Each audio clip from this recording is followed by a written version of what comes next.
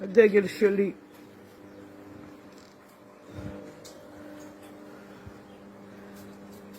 איזה אגרסיבי. זה הדגל שלי.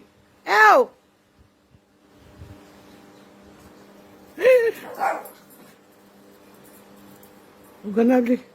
הוא קרא לי אותו לגזרים. האמת, בדיוק כמו שהמדינה שלנו כרגע קרואה לגזרים. בואי, אתה ממש רוצח סדרתי. סבתא, תראי מה הוא עושה. אני בהלם. טוב שזה... קראת את המגן דוד. כמה אתה יכול לסחוב בפה שלך? לך מפה.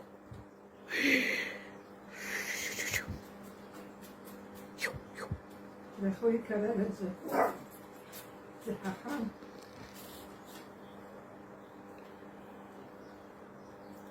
הוא לוקח רק את החוטים.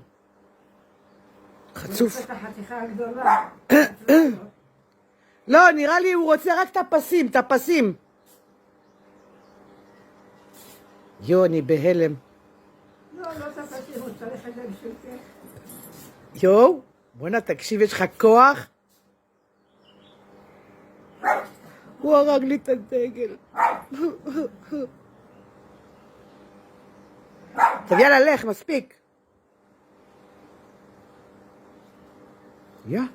לא, הוא לא מסתפק.